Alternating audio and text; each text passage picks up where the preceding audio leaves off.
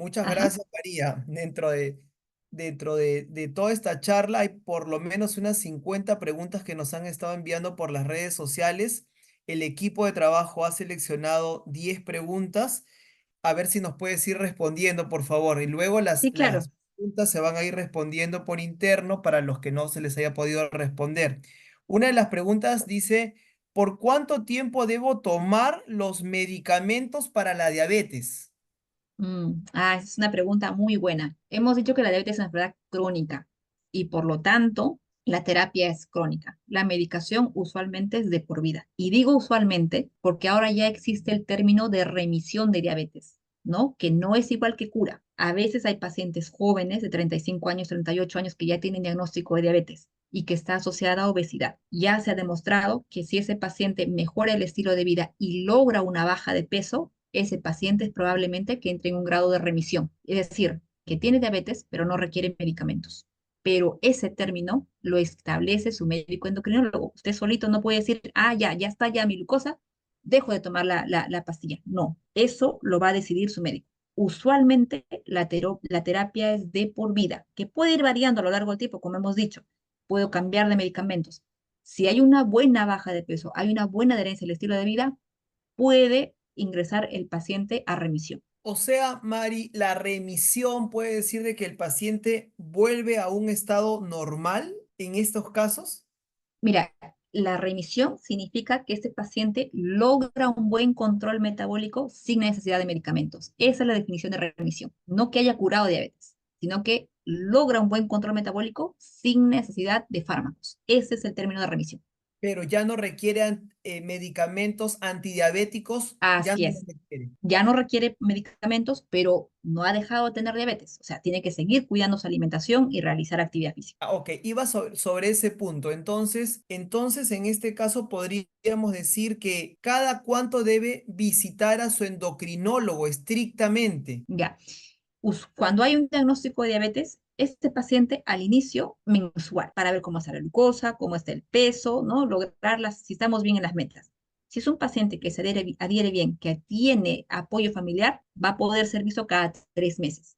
Y si un paciente entra en remisión, no quiere decir que le damos de alta. Igual va a tener que venir cada 3 meses para ver que siga en meta. Ok, porque le vas a pedir diferentes controles, diferentes análisis de sangre u otros, te van a dar más información que la simple toma de la Por glucosa. supuesto, Eso es claro, por importante, ¿no? supuesto, claro, claro. O sea, si yo veo que un paciente que de repente yo le he dicho, mire, ya está en remisión, señor José, todo está yendo muy bien, usted ha bajado de peso, pesaba 80, ahora pesa 65, que ha logrado bajar en un año, ya vamos a discontinuar la medicación porque usted lo está haciendo muy bien manteniendo su alimentación.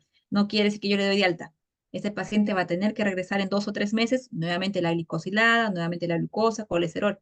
Y si yo veo que está subiendo de peso, le digo, no, no está yendo bien esto, porque ya el peso me avisa que algo no está bien. Entonces, probablemente ese paciente nuevamente va a ingresar a recibir medicamentos, que no está mal. Hemos dicho que esa es la historia natural de la diabetes, que cambia un poquito cuando el paciente logra bajar de peso y se mantiene. Eso es muy importante.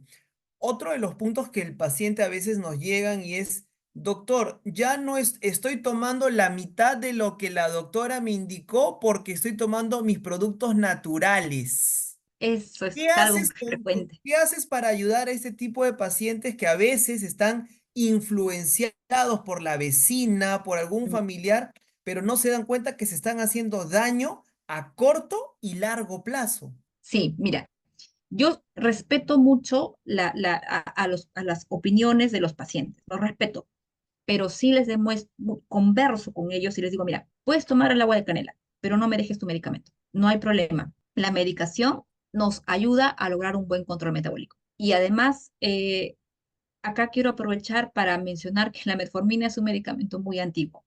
Tiene más de 100 años de historia y hasta ahora no ha provocado insuficiencia renal y tampoco ha provocado daño hepático. Así que si su médico endocrinólogo le ha dejado metformina, tómelo tranquilo, no lo deje. La metformina es un medicamento que es de primera línea. Todo paciente con diabetes inicia con metformina, la mayoría, salvo que haya una contraindicación. Si usted ha escuchado ya si el paciente dice, estoy tomando el fruto del monje y tal, bueno, puede tomarlo, pero no me baje no me deje el medicamento. ¿De acuerdo? Iremos bajando la dosis de repente según cómo vaya con su control metabólico. Ninguna raíz, ninguna planta, ningún fruto hasta el momento ha demostrado lograr un control metabólico mejor que un fármaco. Por lo tanto, no se debe discontinuar la medicación así usted esté tomando esos medicamentos naturales, estas plantas naturales. Mucho menos aquellas preparaciones que en teoría son naturales. Porque lamentablemente cuando yo veo que venden estas pastillas o estos frascos naturales, dentro de sus Naturista. componentes dice metformina. Entonces es un engaño, ¿no? No debería ser así. Tenga cuidado. Así es, mira, es que es muy importante para todas las personas que nos están viendo, Mari, porque esto lo van a ver mañana, lo van a ver pasado, y esta conversación que tenemos es oro porque va a salvar muchas vidas. Me sucede, mira, te cuento más o menos, hace como un par de años, yo era hasta cierto punto muy, digamos que respetuoso de otro tipo de tratamientos, porque nosotros en la medicina nos forman como personas muy respetuosas de lo que no conocemos, entre paréntesis. Y siempre este respeto hace que el otro, pues, irrespete al paciente, no a nosotros, no nos afecta. Afecta a nuestro paciente. ¿Qué fue lo que aprendí, Mari? Y lo enseño también a los chicos estudiantes de medicina acerca de la medicina alternativa. Y yo soy bastante brusco, estricto, porque hicimos un estudio de pacientes que iban con la medicina alternativa versus otro grupo de pacientes que éramos más severos, más severos. ¿Qué sucedía con esos pacientes que iban con la medicina alternativa? En el antes consumían mal sus medicamentos, se complicaban.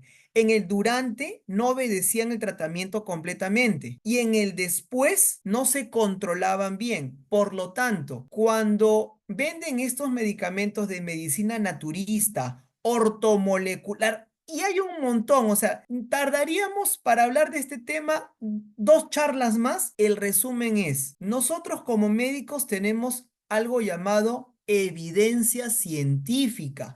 Lo que la doctora María Churampi o lo que mi persona u otro médico le está brindando es ciencia que está aprobada a nivel mundial en todos los continentes y nosotros como profesionales, además de jurar ¿sí? Nuestro credo, juramento hipocrático, que es proteger a nuestros pacientes, también tenemos de la mano ciencia. No recetamos un medicamento que no esté avalado por mucha ciencia detrás. Como tú dices, a veces el paciente me lleva un frasquito que es muy parecido, incluso hasta el fármaco que tú le recetas es muy parecido, pero no tiene nada de ciencia y es naturista y dice que es el polvo de tal planta y tal planta e incluso provoca daño. No sé si te pasó esto de que hace unos años salió con esto de la stevia. Mm, Este tema sí, de la sí. stevia yo siempre lo menciono porque fue un boom. Muchos pacientes, muchas personas que como cualquiera de las personas que están en la sala o nos pueden escuchar dicen, bueno, la stevia es maravillosa y mejor la stevia naturista, porque si la stevia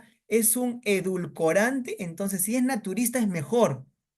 ¿Qué pasó con estos pacientes? Los que hicieron la stevia naturista machacaban solamente la planta de la stevia y le daban como que la stevia machacada y pulverizada completa, sin quitar lo malo, sin quitar lo dañino. Pero los naturistas, como no son científicos, ¿qué provocaron? No se dieron cuenta, no sabían, mejor dicho, no sabían porque no ejercían ciencia, que uno de los componentes de la planta completa dañaba el riñón y el hígado y provocó en todo ese grupo de personas que usó durante más de 5 años pérdida de su riñón y gran lesión del hígado. Por eso es que yo soy tan incisivo en decir, obedece la medicina científica. Sí, ahí es muy importante, ¿no? Recalcar eso. No siempre lo que te venden como natural es bueno. O sea, de hecho, busque siempre el registro sanitario. Cualquier producto, por muy naturista que sea, tiene que tener un registro sanitario. Y efectivamente, nosotros cuando indicamos un medicamento,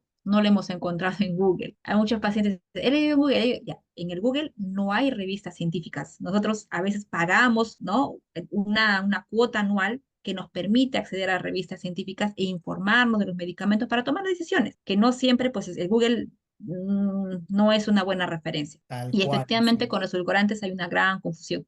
Yo siempre cuando veo a los pacientes con diabetes, con sobrepeso, con obesidad, le digo, bueno, está bien, edulcorante puede en casos como que de urgencia, pero un edulcorante pues que sea aprobado, que tenga registro sanitario, ¿no? Que haya pasado por vigilancia. Pero lo mejor es que el paciente se adecue a no tomar dulces. Eso es lo mejor. Eso siempre va a ser mejor. eso, así es. No, mira, como estábamos conversando, de verdad que esta charla va a dar pie a otra charla porque tenemos Ujú. tantas preguntas y esto va a ayudar a mucha gente que nos están viendo a nivel de Perú y también del extranjero. Finalmente, sobre esta pregunta, María, ¿cuánto tiempo recomiendas de ejercicio y cuánto tiempo por día y cuántas veces por semana según la ciencia?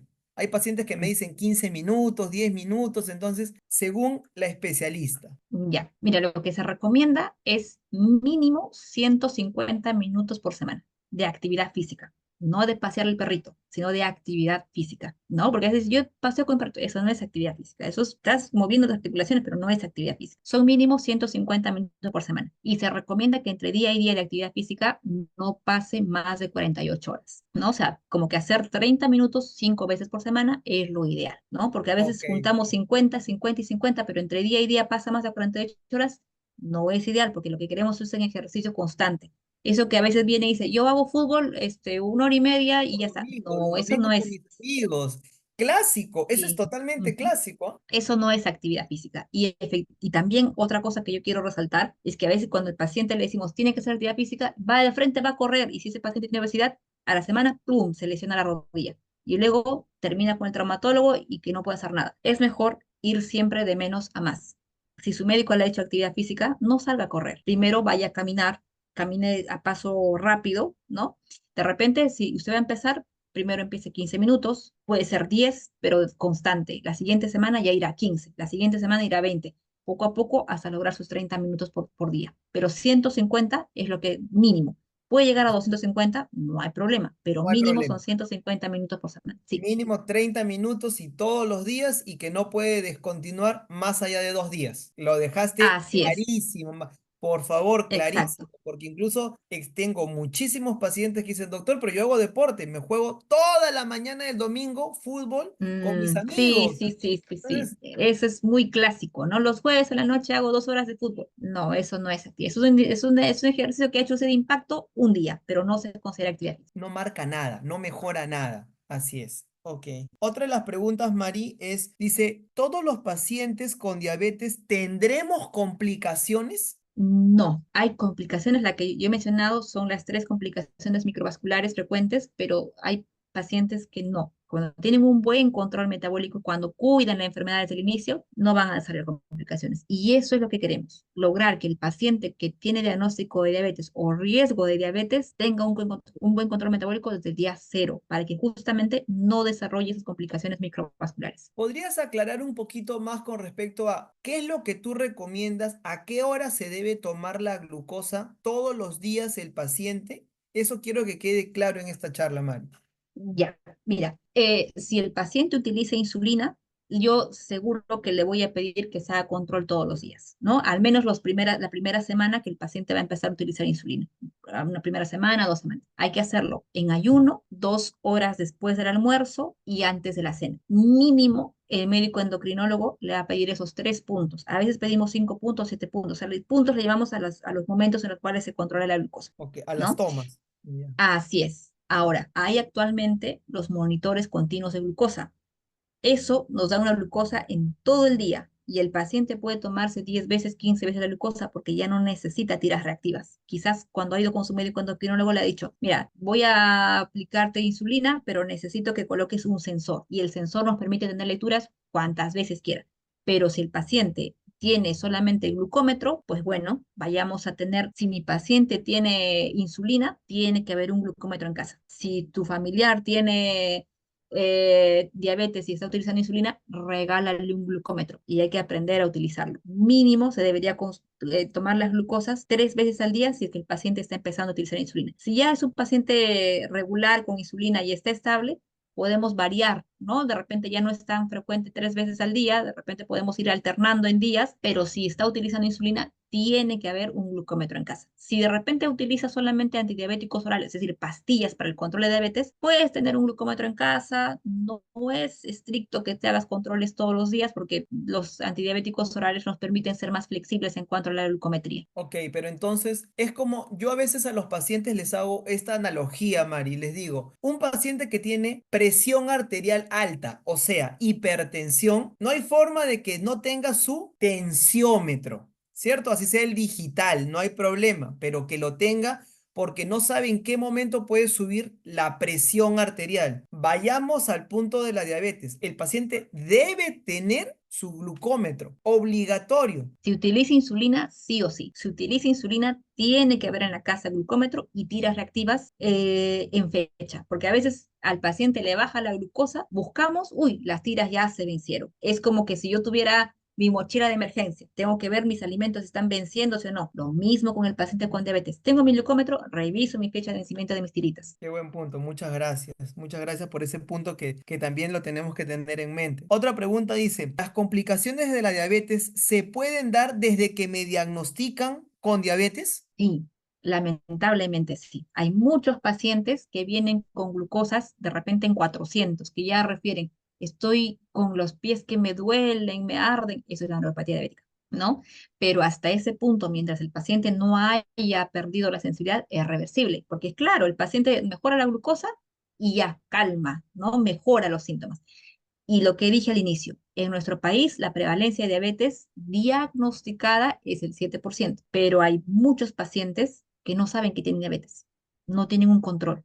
Entonces muchos de esos pacientes que lamentablemente no saben van a llegar a la consulta ya con una complicación del riñón, de repente ya con ceguera o de repente vienen con pie diabético. Muchos vienen con pie diabético, ya es una complicación de la diabetes. Entonces, si yo tengo en casa un paciente que tiene riesgo de diabetes, que de repente mi mamá, mi papá tiene diabetes y yo estoy con obesidad, tengo que hacer mi control para ver si no tengo diabetes. O si tengo, si yo he tenido mis bebés macrosómicos, que bebés que han nacido con 5 kilos y sigo con obesidad, y soy candidata para hacer diabetes. Entonces hay que ir desde la prevención, no hay que cuidar, hay que identificar qué pacientes tienen riesgo para que no lleguen pues al diagnóstico con una complicación. Ah, ok, ok. Otra pregunta, Mari, dice, ¿se debe usar otro tratamiento adicional o diferente si tengo algún grado de problema en los riñones o insuficiencia renal? Em, Actualmente la medicina en diabetes ha avanzado muchísimo. Nosotros como médicos, cuando nos hemos formado en la facultad, no teníamos tantos medicamentos como existen ahora para el tratamiento de diabetes. Es más, hay medicamentos del grupo de las gliflocinas, que así se llaman, que son medicamentos que van a retardar la progresión de la enfermedad renal. Nos van a proteger el riñón. Y estos medicamentos son ideales cuando el paciente tiene diabetes y tiene compromiso renal. Si está eliminando proteínas, vamos a elegir o vamos a tratar siempre de elegir este tipo de medicamentos. O cuando ya hay cierto grado de insuficiencia renal, también hasta cierto punto, esos medicamentos van a retardar la progresión de el inicio de hemodiálisis, por ejemplo. Sí, sí, es válida esa pregunta y qué bueno que hayan hecho esa pregunta, porque justamente cuando viene el paciente, evaluamos todo y decimos, mire, a usted le va a ir bien este medicamento porque va a producir control de la glucosa y va a proteger a su riñón de que esto siga progresando a una insuficiencia renal más avanzada. Interesante. Dice, ¿cada cuánto tiempo se debe realizar los controles de laboratorio? Tengo diabetes. Máximo cada 3 meses. Al inicio de la enfermedad, le citamos al paciente cada mes, ¿no? Cada mes también ha demostrado la evidencia que cuando un paciente con diabetes tiene controles más seguidos, va mejor. Cuando le decimos vuelven 6 meses, se olvida. No. Entonces, pero no debería pasar más de 3 meses sin un control. Vemos colesterol, vemos glucosa, vemos glicosilada. Al menos cada 3 meses debe tener un control. Ok, ok. Dice, otra pregunta es, ¿cuál es la complicación más frecuente que tenemos los diabéticos? La neuropatía. La neuropatía diabética es una complicación más frecuente ¿Puedes y es explicarme un poquito subdiagnosticada. más de esta, ¿qué es la neuropatía, Mari? La neuropatía diabética es un daño en el nervio a consecuencia de tener glucosas altas. Ese daño se va a reflejar por los callos, por la piel seca. Uno puede ver en el paciente con diabetes que tiene la piel seca, descamativa, ya eso es un grado de neuropatía. Cuando ya formó callos, también voy sospechando de ese paciente tiene neuropatía. Y también cuando el paciente me refiere en las noches que por la noche está presentando dolor en los pies, como hormigueos, como punzadas, como hormiguitas que le caminan, eso refiere, ¿no? Como que me están hincando con unos alfileres. Eso es neuropatía diabética. Y cuando esto avanza, pierde la sensibilidad. O sea, tanto daño ha hecho la glucosa que el paciente ya no siente, pierde la sensibilidad. El paciente ya no es capaz de sentir frío o calor, ya no es capaz de sentir dolor. Puede colocar su piecito en la bañera, agua bien caliente y se quema. Es muy importante que la familia, si el paciente con diabetes va a bañarse, que alguien tome la temperatura del agua porque se puede quemar. Me ha pasado que el paciente en la playa, por ejemplo, es muy frecuente en verano las quemaduras. Seguramente has visto, Enrique, en verano, que el Me paciente con llegan. diabetes va a la playa, se saca las sandalias y plum, plum, camina por toda la arena caliente y luego viene con unas ampollas en la planta. Es porque ya no siente. Sí, y es muy importante, como te mencionaba, nosotros en Skin Medical lo que hacemos es le tomamos pruebas especializadas que tienen que ver con la elasticidad y también pruebas que tienen que ver con la sensibilidad y con la termografía. O sea, calculamos cada uno de estos puntos a nivel macro, o sea, de manera global, protegemos al paciente para poder trabajar con los especialistas en conjunto, en una comunicación continua. Eso es importantísimo que los especialistas estén conversando en tiempo real sobre el paciente, sobre el caso. A veces me ha sucedido que el paciente me dice, bueno, doctor, es que yo tengo mi endocrinólogo. Entonces yo le digo, bueno, si tienes tu endocrinólogo, si tienes tu cardiovascular, si puede conversar conmigo para hacer una teleconsulta o una junta médica virtual como lo hacemos contigo, Mari, entonces, bien, ¿por qué? Porque estamos entendiendo cuál es la razón por la cual el paciente está con la glucosa elevada, por qué esa herida no está curando, por qué esa infección no está mejorando, pero por eso es que nosotros somos tan cuidadosos de que todos los especialistas con los cuales podamos trabajar tienen que tener una comunicación continua, porque si no, es que lo vea por su lado y como que el mundo no esté comunicado. La consecuencia se la lleva el mismo paciente. Eso es verdad. Nuevamente, el manejo del paciente es integral. El paciente con diabetes no va a requerir de un especialista. Al inicio probablemente no es su endocrinólogo, pero va a requerir de otros especialistas. Y lo ideal es trabajar en equipo, donde el flujo de la conversación sea dinámica. Así es, así es. Otra pregunta dice, ¿qué debo hacer si ya me diagnosticaron alguna complicación por mi diabetes? Claro, si ya hemos diagnosticado alguna complicación, pues eso, el manejo es integral. Seguramente vamos a elegir algún medicamento que pueda retrasar la progresión, pero lo vamos a hacer de forma conjunta. Yo le voy a decir al nefrólogo, mire, le vamos a utilizar este medicamento, ¿qué dices? Al colega de nefrología le voy a decir, ¿puedo utilizar este medicamento? Y mi colega me va a decir, sí, está bien, podemos utilizarlo, pero vamos a hacer chequeo cada cuánto tiempo. O le podemos agregar ese otro medicamento también. O de repente me puede decir, no, este medicamento no es ideal por el grado renal. O sea, nuevamente, ¿no? El manejo es integral. Eso, exactamente. Y que se entienda, por favor, que para nosotros en la medicina el término manejo integral es todos los especialistas tienen que tener una comunicación entre ellos, entre nosotros tenemos que comunicarnos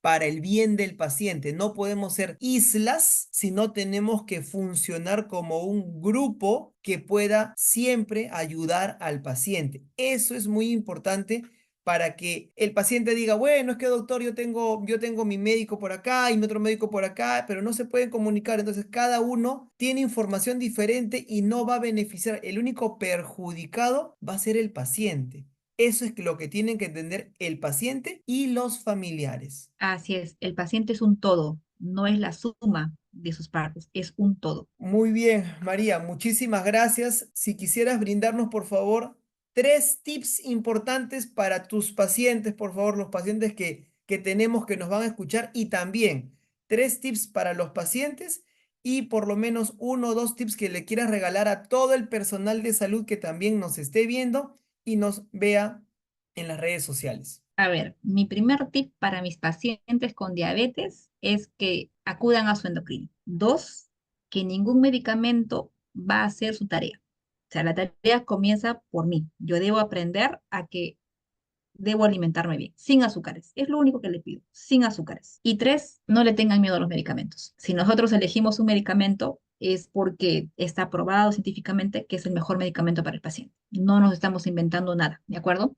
No le tengan miedo. Si me han indicado tal medicamento, debo tomarlo porque me va a beneficiar. Al personal de salud, estemos atentos. Atentos porque se nos viene una gran, lamentablemente, una gran avalancha de pacientes con diabetes. ¿Por qué? Porque es fácil verlo. Salimos a la calle y vemos propaganda de comida ultraprocesada siempre. Están en las redes sociales, salimos con el carro, están ahí todas las propagandas de comida ultraprocesada. Somos más sedentarios, no hacemos actividad física. Entonces, nosotros mismos como personal de salud también estamos expuestos a desarrollar esas enfermedades crónicas. Estemos atentos, ¿no? A detectar a tiempo qué pacientes tienen riesgo de diabetes. Dos, no le tengamos miedo a la insulina. A los médicos generales, a los médicos internistas, a los geriatras, la insulina es un medicamento más. No le tengamos miedo. Y tres, no le tengamos miedo a derivar a los colegas. No significa que si yo busco la ayuda del nefrólogo, que yo sé menos. No, cada uno en su área. Qué buen punto, así es.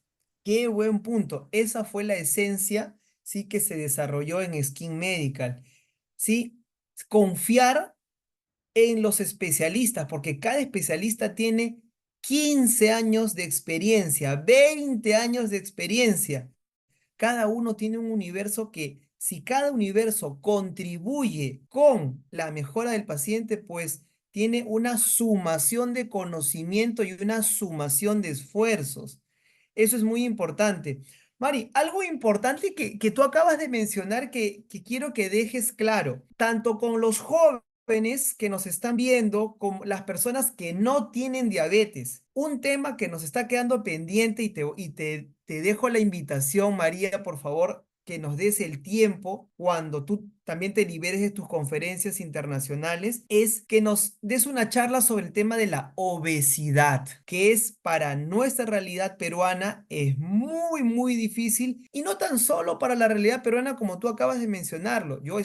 Acabo de estar en Birmingham, en Reino Unido. Sí, estamos hablando de 60% de personas que tienen un perímetro abdominal, o sea, personas de 30 años que tienen un abdomen, parece gestante. O sea, están entrando en obesidad y es bien complicado. O sea, no tiene que ver con que en nuestra realidad peruana y primermundista. No, esto es un mal que tienen todos. Esta globalización y esta desinformación está afectando a todos. Entonces, mi pregunta iba enfocada en esto. El que no tiene diabetes, el joven también piensa que como no tiene diabetes diagnosticada o como es joven, puede comer lo que le da la gana, puede comer lo que quiera porque aún no lo tiene. Y no entiende que cada vez que consumimos ultraprocesados, azúcares, estos excesos de los postres, excesos del fideo, del arroz, estamos alterando las arterias y las venas progresivamente y nos estamos conduciendo a la enfermedad. ¿Qué puedes decir de esto, Mari? Mira, sí, la pandemia de ahora es la obesidad, ¿no? O sea, después del COVID, ahora tenemos una nueva pandemia y esa es la obesidad. Y eso, como lo has dicho, se da en todos los estratos económicos, en todos los países del mundo. Es un tema muy relevante que sí, vamos a organizarnos bien para hacer una buena presentación. Gracias. La obesidad va a mejorar cuando se entienda que es una enfermedad, no es un tema estético. No, esto va más allá de modas. La obesidad es una enfermedad crónica y eso tenemos que entenderlo primero los médicos, porque muchas veces le decimos al paciente, bueno, pues está subido de peso. No, y los jóvenes. Ahora hay diabetes a muy temprana edad. Mira, cuando estábamos en la universidad en pregrado, ¿qué nos decían? La diabetes a partir de los 60 años. Sí. Después bajó 50 años. Ahora te cuento, Enrique, que a partir de los 35 años hay riesgo de diabetes. Todo paciente que sea mayor a 35 años y tiene algún factor de riesgo, mira, la edad solita ya es un factor de riesgo, 35 años, y tiene algún otro factor de riesgo, como por ejemplo sobrepeso, como por ejemplo papá con diabetes, como por ejemplo diabetes gestacional, tiene que hacerse un test de tolerancia a la glucosa. Nos engañamos todos a nivel mundial cuando nos hacen los estudios ocupacionales. ¿Qué nos hacen? Glucosa en ayuno, pero es lo último que se va a alterar. O sea, Como bien eso lo no has es, dicho, no es suficiente. No, ya con eso estamos llegando tarde al diagnóstico. Cuando esperamos que mi glucosa en ayuno se altere, ya estoy tarde. Lo que hacemos es una prueba de tolerancia a la glucosa. Aquellos jóvenes de 20, de 25, estudiantes de 16 que que toman gaseosas, que comen muy ultraprocesados, que invierten en el ritmo de alimentación, que comen más de noche que de día, ese paciente tiene riesgo de hacer diabetes. Y entonces en esos pacientes hacemos la prueba de tolerancia a la glucosa para ver cómo está su organismo metabolizando la glucosa. No esperen a tener diabetes. Ya desde que la diabetes no aparece como un pico aislado. Antes que aparezca el pico, ya por dentro se han dado cambios en las arterias, como dices, el colesterol, ¿no? Lo ultraprocesado, la comida rápida. Ya cuando el diabetes, por eso es que hay muchos pacientes que debutan con diabetes y debutan con una nefropatía renal, no, una nefropatía diabética, perdón. O sea, ya hay compromiso, ya se va haciendo daño. La obesidad es una enfermedad que urge ser reconocida y ser tratada. Eso, o sea, qué importante. Bueno, bueno, María, muchísimas gracias. Ya te he comprometido directa e indirectamente en la siguiente charla De sobre acuerdo. obesidad, ¿sí? Entonces ya tú has dejado marcado y remarcado que no a las bebidas gaseosas, no a las bebidas con edulcorante. Yo tengo que decir, María, que hasta hace un par de años tenía en el carro la Coca-Cola cero. Y te lo ¿Verdad? juro, Eso o sea, sí, eso y es uno va cambiando, o sea, ¿por qué no decir claro. que es perfecto? Nadie es Mm, perfecto, pero es así hora de es. uno reconocer y eliminar, porque Ujú, a veces piensan que los médicos, no, todos podemos caer en esto y así cuando es. tenemos la información, difundirla. Así es. Va a ser bonito hablar de obesidad porque vamos a entender que es un tema, que es una terapia crónica. Igual, es a largo plazo. Y como siempre digo en pacientes, usted va a bajar de peso no en ascensor, va a bajar en escalerita. Muchísimas gracias, María. Muchísimas gracias por todo. De verdad que esta charla está súper enriquecedora. Aquí son casi las 2:30 de la mañana. Con mucho cariño nos vamos despidiendo. Gracias por tus consejos, gracias por tus tips, gracias a todas las personas que nos están viendo y además, siempre insto a esto, las personas que nos estén viendo, difundan esto. Esto va a quedar grabado para las redes sociales de Skin Medical, de Fundación Julia Ramos y Enrique Chau, mis redes sociales. Entonces, difúndanla. La buena información se tiene que difundir de que esto se propague para que se protejan más pacientes, que los pacientes no lleguen a la diabetes, que los que llegan a la diabetes no tengan complicaciones y los que ya tienen Exacto. complicaciones, pues no se agrave su situación. Así es. Así es, Enrique. Yo te agradezco mucho, en verdad, por esta invitación y también a todo tu equipo que ha colaborado en difundir esto. De verdad que de primera. Muchísimas gracias. Nos despedimos con todo. Gracias, María. Buen Gracias fin a de todos. semana. Bendiciones. Bendiciones. Gracias.